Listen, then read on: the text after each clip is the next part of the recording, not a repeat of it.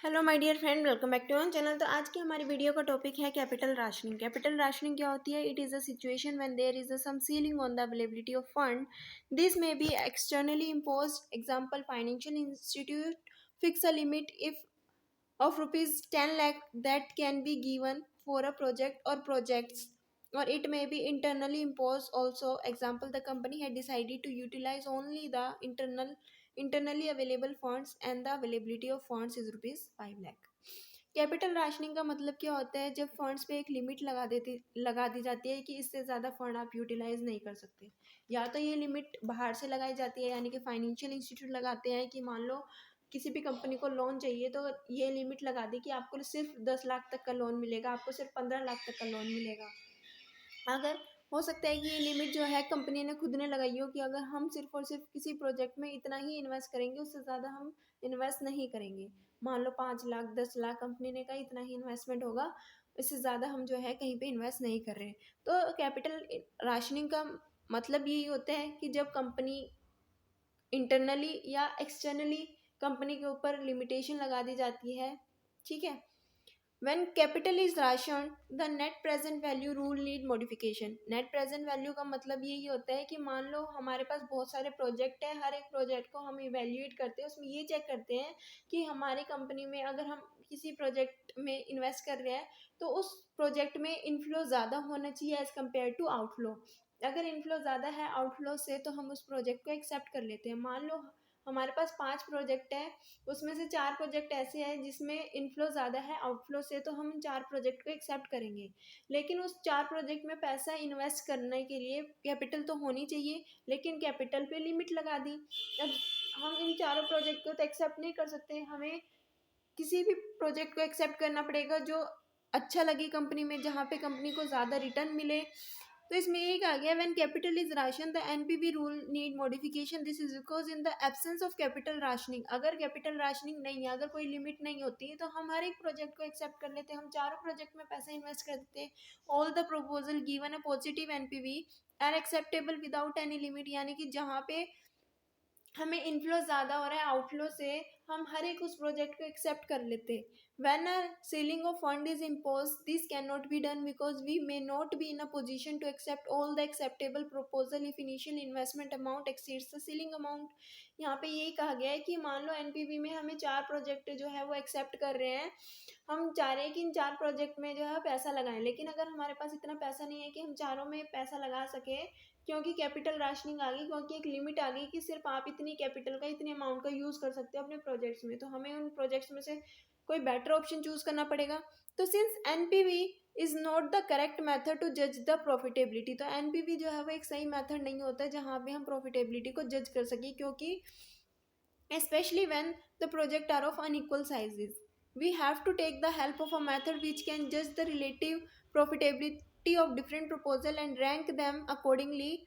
Both PI and IRR, PI क्या है यहाँ पे profitability index, और IRR क्या है internal rate of return technique can be used for the purpose। यहाँ पे ये पढ़ लेते हैं, P I is consider more suitable technique for this purpose because of its closeness to NPV method. यहाँ पे हमने कहा कि एनपीवी को हम तभी यूज करते हैं जब हमारे प्रोजेक्ट जो है वो सेम नेचर के हो, यानी कि इनिशियल इन्वेस्टमेंट सेम हो या प्रोजेक्ट जो है वो इक्वल साइज के हो। लेकिन अगर प्रोजेक्ट हमारे डिफरेंट है, ठीक है, इनिशियल इन्वेस्टमेंट उनमें डिफरेंट है, या फिर अगर हम बात करते हैं प्रोजेक्ट में जो टाइम पीरियड है वो डिफरेंट है, तो हम वहाँ पे एनपीवी का यूज नहीं कर सकते किसी भी प्रोजेक्ट को एक्सेप्ट करने के लिए, ठीक है। तो उसमें उस केस में हम क्या करते हैं, उस केस में हम प्रॉफिटेबिलिटी इंडेक्स का यूज करते हैं। प्रॉफिटेबिलिटी इंडेक्स का हम यूज करते हैं ताकि हमें ये पता चल जाए कि कौन से प्रोजेक्ट से जो है हमें अच्छा खासा रिटर्न मिल रहा है, ठीक है।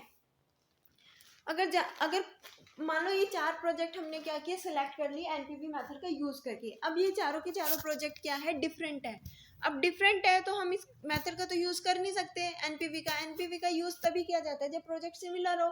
अगर प्रोजेक्ट क्या है, डिफरेंट है, तो हम किसका यूज करेंगे, प्रॉफिटेबिलिटी इंडेक्स का यूज करेंगे। वैसे तो 2 मेथड का यूज किया जाता है, प्रॉफिटेबिलिटी इंडेक्स और इंटरनल रेट ऑफ रिटर्न का, लेकिन प्रॉफिटेबिलिटी इंडेक्स का इसलिए ज्यादा यूज किया जाता है क्योंकि एनपीवी के ज्यादा क्लोज है। इसको हम एक एग्जांपल के तौर पे समझते हैं।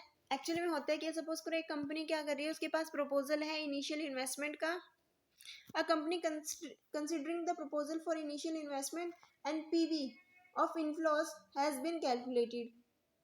Only ₹5 lakh are available for the investment. अब कंपनी के पास क्या है ना, 5 लाख रुपए अवेलेबल है कि कंपनी 5 लाख रुपए ही क्या कर सकती है, प्रोजेक्ट में इन्वेस्ट कर सकती है। कंपनी के पास कितने प्रोजेक्ट है, कंपनी के पास प्रोजेक्ट है JKLMN, ठीक है, ये 5 प्रोजेक्ट है कंपनी के पास। फर्स्ट प्रोजेक्ट में 2 लाख रुपए जा रहे हैं, सेकंड प्रोजेक्ट में 50,000 जा रहे हैं, थर्ड में 3 लाख, फोर्थ प्रोजेक्ट में 2,50,000 और फिफ्थ प्रोजेक्ट लास्ट प्रोजेक्ट में हमारा 1 लाख रुपए जा रहा है। अगर हम सबका कैलकुलेशन करते हैं तो कैलकुलेशन कितना आता है, 9 लाख के करीब, ठीक है,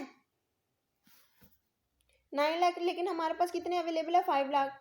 तो हमारे पास जो फंड्स अवेलेबल है प्रोजेक्ट में इन्वेस्ट करने के लिए वो है 5 लाख। लेकिन टोटल अगर हम देखें प्रोजेक्ट में हमें 9 लाख की रिक्वायरमेंट है, इसलिए हम हर एक प्रोजेक्ट को चूज़ नहीं कर सकते। अब हमें इनमें से कुछ प्रोजेक्ट को चूज़ करना पड़ेगा। हम पहले देखते हैं प्रेजेंट वैल्यू ऑफ इनफ्लोज। तो इनफ्लोज कितना आ रहा है, मान लो फर्स्ट प्रोजेक्ट से हमारा इनफ्लोज आ रहा है 2,30,000, सेकंड से आ रहा है 70,000, थर्ड से आ रहा है 3,33,000, फोर्थ से आ रहा है 3 लाख और फिफ्थ से आ रहा है 1,05,000। अगर हम तो एनपीवी वैल्यू मेथड से देखते हैं, एनपीवी वैल्यू मेथड से हमने देखा तो हर एक प्रोजेक्ट क्या है, एक्सेप्टेबल है। हर एक प्रोजेक्ट क्या है, एक्सेप्टेबल है। देखो all the project are acceptable because they yield positive NPV, ठीक है, क्योंकि यहाँ पे जो इनफ्लो है वो ज़्यादा है कंपनी के पास as compared to outflow, hence all of them can not be accepted. यहाँ पे हर एक प्रोजेक्ट कंपनी एक्सेप्ट नहीं कर पा रही है क्योंकि कंपनी के पास सिर्फ 5 लाख अवेलेबल है इन्वेस्टमेंट करने के लिए। तो यहाँ पे सिलेक्शन किस बेसिस पे किया जाएगा, यहाँ पे सिलेक्शन किया जाएगा प्रॉफिटेबिलिटी के बेसिस पे कि कौन सा प्रोजेक्ट जो है वो ज़्यादा प्रॉफिटेबल है। क्योंकि यहाँ पे एनपीवी मेथड का इसलिए हम यूज़ नहीं कर पा रहे हैं क्योंकि यहाँ पे जो प्रोजेक्ट है वो क्या है, डिफरेंट साइज के हैं, अनइक्वल है, ठीक है, क्योंकि यहाँ पे जो इनिशियल इन्वेस्टमेंट है हर एक प्रोजेक्ट की क्या है, डिफरेंट है। यहाँ पे हम कर रहे हैं प्रॉफिटेबिलिटी इंडेक्स का यूज़ क्योंकि जो प्रॉफिटेबिलिटी इंडेक्स है वो क्या है, ज़्यादा क्लोज है एनपीवी मेथड से। यहाँ पे हमें रिलेटिव मेजर का यूज़ पता चल रहा है। तो यहाँ पे क्या फॉर्मूला लगाते हैं हम प्रॉफिटेबिलिटी इंडेक्स को निकालने के लिए, जो इनफ्लो है उसको हम डिवाइड करते हैं आउटफ्लो से, ठीक है। तो हर एक प्रोजेक्ट में हम यही करेंगे, इनफ्लो को हम क्या करते हैं, डिवाइड करें आउटफ्लो से, तो हमें पता चल जाएगा कि कितना परसेंट जो है हमें मिल रहा है। तो प्रॉफिटेबिलिटी इंडेक्स की बात करें तो फर्स्ट प्रोजेक्ट से आ रहा है 1.15, सेकंड से आ रहा है 140, थर्ड से आ रहा है 1.11, फोर्थ से आ रहा है हमारा 120 और लास्ट प्रोजेक्ट से आ रहा है हमारा 1.5%। अब हम क्या कर रहे हैं, रैंक दे रहे हैं, जिससे ज़्यादा हमें क्या मिल रहा है, रिटर्न मिल रहा है, ठीक है, जहाँ पे प्रॉफिटेबिलिटी इंडेक्स हाइयर होगा। प्रॉफिटेबिलिटी इंडेक्स हमने पढ़ा था क्या होता है, अगर आपने नहीं देखा तो वीडियो जाके देखो। प्रॉफिटेबिलिटी इंडेक्स की एक्सेप्टेबिलिटी ये कहती है कि अगर प्रॉफिटेबिलिटी इंडेक्स क्या है, ज़्यादा है हमारा रेट ऑफ इंटरेस्ट से, तो हम क्या करेंगे, इन्वेस्ट करेंगे। अब रैंकिंग किस तरीके से करनी है वो बात आती है। रैंकिंग कहता है कि प्रॉफिटेबिलिटी इंडेक्स जिसका ज़्यादा होगा उसको फर्स्ट रैंक मिलेगी, जिसका कम होगा उसको लास्ट में लाया जाएगा। तो यहाँ पे प्रॉफिटेबिलिटी इंडेक्स किसका ज़्यादा है, के वाले का, तो इसको फर्स्ट रैंक दे दी। अब सेकंड में किसका ज़्यादा है, सेकंड में ज़्यादा है हमारा एम, प्रोजेक्ट एम, उसके बाद आता है प्रोजेक्ट जे, उसके बाद आता है प्रोजेक्ट एल और प्रोजेक्ट एन। इस तरीके से हमने क्या कर दी, रैंकिंग दे दी। अब हम क्या कर रहे हैं, ओनली प्रोजेक्ट, हमारे पास सिर्फ 5 लाख अवेलेबल है, 5 लाख अवेलेबल है तो हम 5 लाख इस तरीके से इन्वेस्ट कर रहे हैं। प्रोजेक्ट वन जहाँ पे हमें 50,000 की इन्वेस्टमेंट करनी है, प्रोजेक्ट टू जहाँ पे हमें 2,50,000 की इन्वेस्टमेंट करनी है, कितने हो गए टोटल, 3 लाख हो गए। अब हमारे पास 2 लाख बचे। अब थर्ड जो हमने सेलेक्ट किया है वो है प्रोजेक्ट जे जहाँ पे हमारी 2 लाख की इन्वेस्टमेंट है, तो टोटल हमारी 5 लाख की इन्वेस्टमेंट हो गई। और ये तीनों ही प्रोजेक्ट क्या है, बेस्ट प्रोजेक्ट है जहाँ पे हमें अच्छा खासा प्रॉफिट हो रहा है, ठीक है। तो ओनली प्रोजेक्ट जे, के और M are adoptable within existing ceiling of 5 lakh. तो हम इजिली हम इन 3 प्रोजेक्ट को अडोप्ट कर पा रहे हैं।